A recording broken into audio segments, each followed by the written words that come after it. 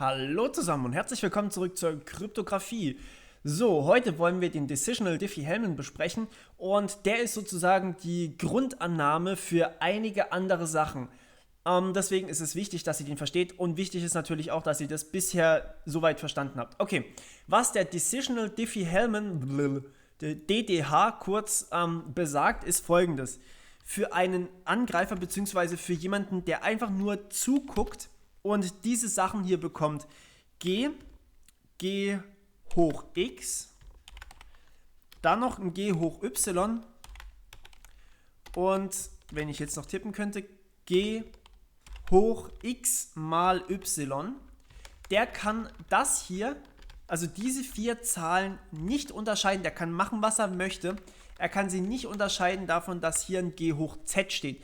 Z kann irgendeine zufällige Zahl sein. Das heißt, er hat keine Ahnung, ob er jetzt diese vier Zahlen hier bekommen hat oder ob er diese vier Zahlen hier bekommen hat. Ich möchte jetzt hier eigentlich noch ein Fragezeichen drüber machen, aber ich schreibe hier ununterscheidbar von hin, damit es auch ganz klar wird. Das besagt im Prinzip das DDH-Problem. Man kann diese vier Zahlen, wenn man alle vier bekommt, nicht unterscheiden von einer zufälligen Zahl hier drüben. Denn diese G hoch X, G hoch Y und G selber ist natürlich der Generator, der ist nur so dabei. Also G hoch X, G hoch Y und G hoch X mal Y sehen perfekt zufällig aus. Also genauso wie G hoch X, G hoch Y und G hoch Z. X und Y sind zufällig. Diese drei Zahlen hier sehen so perfekt zufällig aus, also dieses G hoch X mal Y, dass man keine Ahnung hat, ob man jetzt das oder das hier bekommen hat. Ja, und da haben wir das Decisional Diffie-Hellman Problem oder ja, das ist im Prinzip der ganze Ansatz, worauf diese Verfahren dann beruhen und warum wir diese Verfahren überhaupt benutzen können. Wir werden also immer so ein Spiel haben.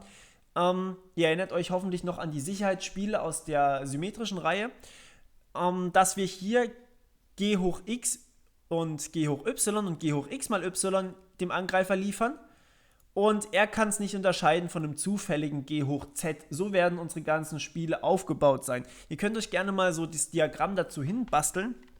Ihr könnt auch aber einfach mir zugucken. So, was wir jetzt machen, ist folgendes. Wir basteln uns dieses Spiel hier. Wir haben hier unseren Challenger C und wir haben noch, wobei da möchte ich jetzt vielleicht wieder dieses Weißliche. Und wir haben den Angreifer hier drüben. So, und jetzt machen wir hier noch ein bisschen Platz, damit die auch ein bisschen Platz zum Kommunizieren haben. Na, komm schon. Okay, so, und jetzt kann man die hin und her kommunizieren lassen und wir sagen, okay, unser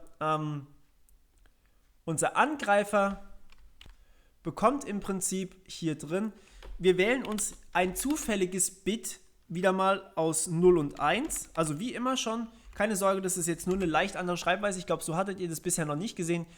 Das bedeutet, B wird zufällig aus 0 und 1 gewählt. Also entweder 0 oder 1 mit genau 50% Wahrscheinlichkeit. Kennt ihr alles schon. Und was er jetzt macht, wenn das Bit 0 ist folgendes. Er schickt, wenn das Bit zum Beispiel 0 ist, schickt er diese vier Zahlen hier rüber. Also natürlich muss er sie sich vorher generieren lassen, aber das spare ich mir jetzt.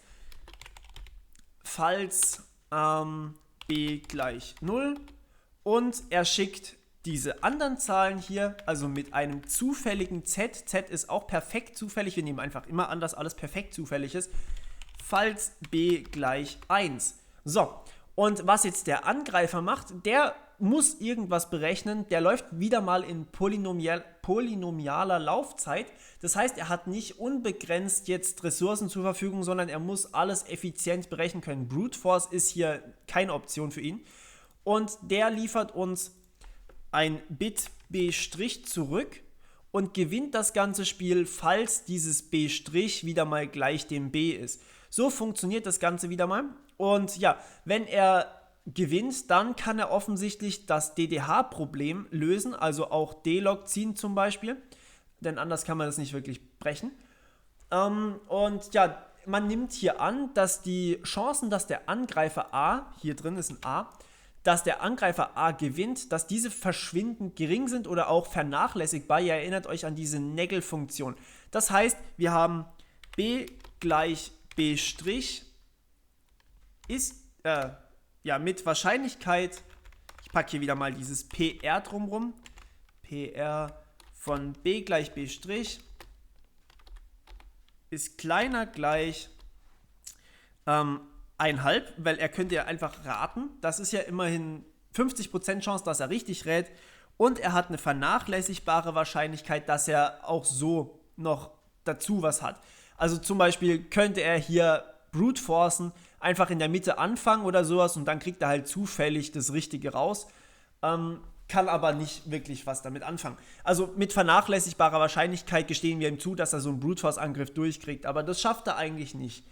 Also das bedeutet, er hat eigentlich keine Chance, dass er diese beiden Bits hier wirklich unterscheiden kann.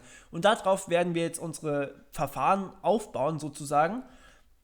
Zunächst einmal, ja, mal gucken, was wir als erstes Verfahren machen.